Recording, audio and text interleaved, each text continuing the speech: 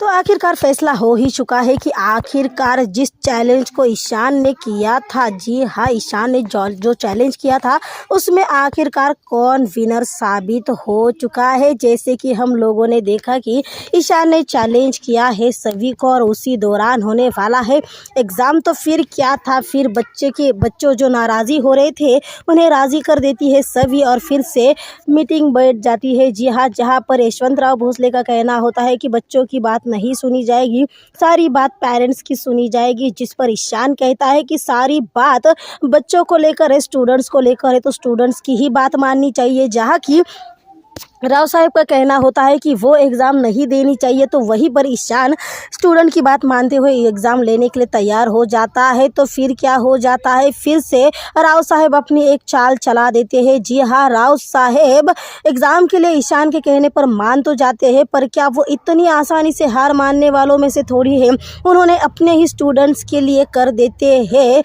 मुसीबत खड़ी। जी हाँ, वो अपने ही स्टूडेंट्स के लिए मुसीबत खड़ी कर देते हैं। जहाँ पर एग्ज़ाम हॉल में एग्ज़ाम शुरू हो चुकी होती है, ईशान बच्चों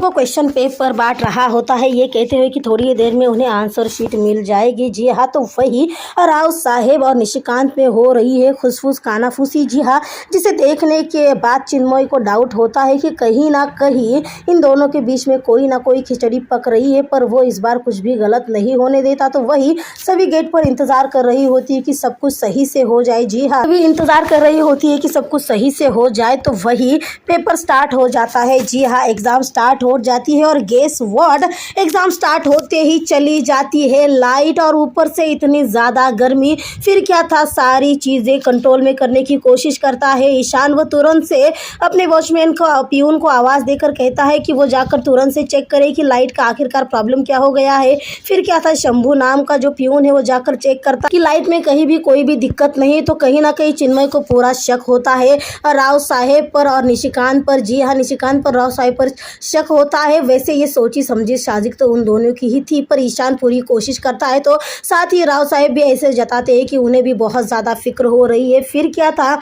एग्ज़ाम स्टार्ट होती है, ऊपर से सारे विंडोज़ भी क्लोज कर दिए वाले होते हैं, वो भी राव साहेब के कहने के हिसाब से। फिर क्या था, स्टूडेंट्स को इतनी ज़्यादा गर्मी होने लगती है कि पूछो मत। काफ़ी सारी कोशिशें करने के बावजूद भी हर कोशिश नाकामयाब होती है। उसी दौरान चिन्मय कॉल करके बताता है सभी को कि कुछ भी सही नहीं हो रहा है। अचानक से लाइट चली गई है, ऊपर से 42 डिग्री सेल्सियस का हो रहा होता है गर्मी। जी हाँ, और इसी दौरान सभी को भी स्ट्रेस आ जाता है। वो तुरंत से बोर्ड में फ़ोन करती है। जी हाँ, वो विज विभाग में फ़ोन करके पता कलेक्ट करती है। तो तब पता चलता है कि आदर्श नगर का जो कॉलेज है भोसले इंस्टीट्यूट, वहाँ के लाइट को लेकर किसी भी तरह की कोई भी प्रॉब्लम उनकी तरफ से नहीं है। और बाहर की ओर देखा जाए तो वहाँ की भी लाइट में कोई भी दिक्कत नहीं थी, यानी सब कुछ सोची समझी साजिश थी। सबको तो फिलहाल इस बात से अनजान है सिवाय चिन्मय के। जी हाँ, सभी कोशिश करती है पर उसकी कोशिश नाकामयाब हो जाती है। तभी वो चिन्मय को फ़ोन करके बताती है कि उसे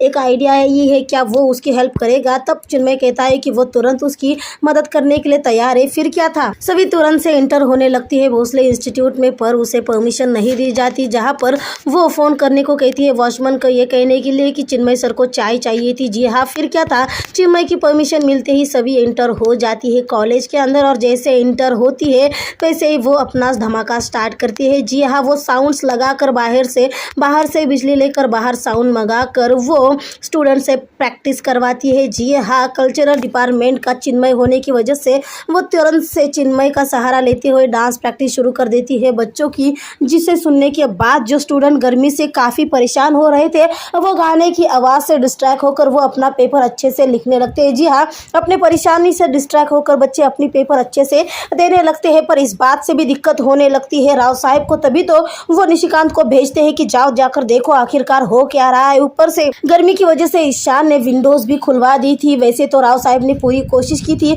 कि ईशान विंडोज़ ना खोले, पर ईशान विंडो खोल ही देता है। जी हाँ, और उसी दौरान आवाज़ आने लगती है गाने की। फिर क्या था, ईशान तुरंत से कहता है निशिकांत को कि जाकर वो सारी आवाज़ को बंद करवा दे। ऊपर से लाइट गई है, ऊपर से बच्चों का एग्ज़ाम है, बच्चों में इतने ज़्यादा स्ट्रेस है और अगर इस तरह की आवाज़ से उन्हें दिक्कत हो जाएगी। जी हाँ, पर थोड़ी देर में सबको पता चल जाता है कि सभी ने जो भी प्लान किया है वो बच्चों को डिस्ट्रैक्ट करने के लिए नहीं, बल्कि गर्मी से जो बच्चे जूझ रहे हैं उन्हें डिस्ट्रैक्ट ना होने देने के लिए। जी हाँ, मतलब जो एग्ज़ाम में इतनी सारी दिक्कत आई थी उसे आखिरकार अटेंड कर ही लेते हैं स्टूडेंट।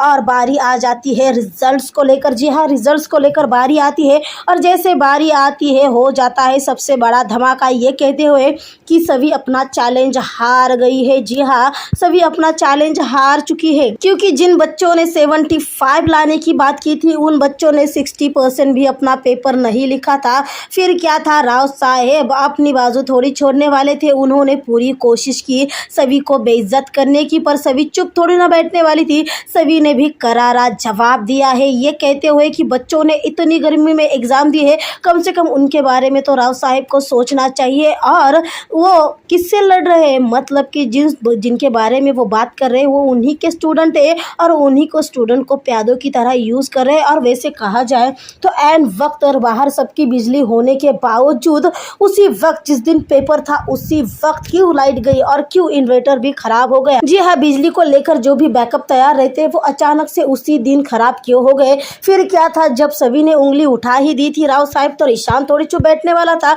ईशान ने भी कह दिया सभी से कि तुम्हारी हिम्मत कैसे हुई हम पर इल्ज़ाम लगाने की। वैसे बात तो काफ़ी होती है, दोनों ओर से काफ़ी करारा जवाब दिया जाता है, यानी राव साहेब, ईशान और सभी, इन तीनों में अच्छी खासी जंग हो जाती है। और उसी दौरान पर सभी ठाम रहती है अपने इस बात पर भी उसने जो भी किया वो स्टूडेंट्स के लिए किया और वो नहीं चाहती कि उसकी वजह से स्टूडेंट्स का कोई भी नुकसान हो। स्टूडेंट काफ़ी बेहतरीन है। जी हाँ, ये स्टूडेंट जो कि हर बार उसके पीछे खड़े रहे, वो भी तब जब वो सबसे ज़्यादा मुसीबत में थी। जी हाँ, सभी अपनी बात रखती है और वो ये भी कहती है, यानी उसी दौरान वो ईशान की माँ इशिका मैम का नाम भी ले लेती है और उसी दौरान वो ईशान का भी जिक्र करती है कि किस तरह से उसने, यानी ईशान ने सभी को सिखाया है कि किस तरह से लाउड म्यूजिक में पढ़ाई करनी चाहिए। वैसे सारी बातें होने के बाद ईशान, जो बहस इतनी ज़्यादा बढ़ रही थी उस पर फुल स्टॉप लगाने के लिए निशिकांत कह देता है कि हम इतनी सारी बहस कर ही क्यों रहे, जब चैलेंज ईशान ने दिया था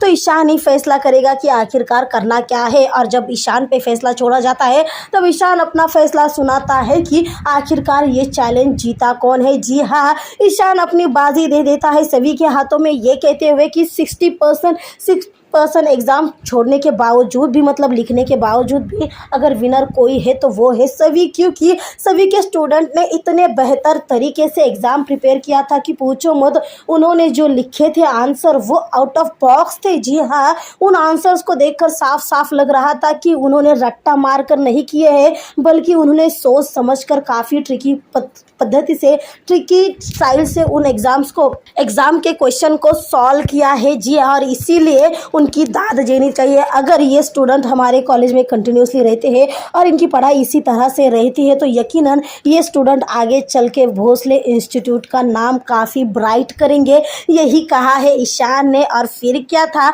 एक सारे स्टूडेंट मिलकर सभी को जादू की झप्पी जो दे देते हैं और ईशान भी काफ़ी एक स्माइल दे देता है। वैसे इस बात से काफ़ी नाराज़ है यशवंतराव भोसले, निशिकांत और साथ ही साथ रीवा भी, क्योंकि ईशान ने हर बार की तरह इस बार भी सभी का जो साथ दिया है तो सबको काफ़ी ज़्यादा गुस्सा आया है। तो वही सारे पेरेंट्स ने जो कंप्लेंट ली थी भोसले इंस्टीट्यूट को लेकर, सभी के चाय की दुकान को लेकर, फिर क्या था, सारे पेरेंट्स ने अपनी अपनी कंप्लेंट ले ली है पीछे, ये कहते हुए कि सभी और ईशान जैसे मेंटर मिलना उनके बच्चों के लिए काफ़ी सौभाग्य की बात है। सभी जैसी टीचर जिसने सिखाया कि किस तरह से पढ़ाई करनी चाहिए, तो वही ईशान ने सोच समझकर फैसला लिया।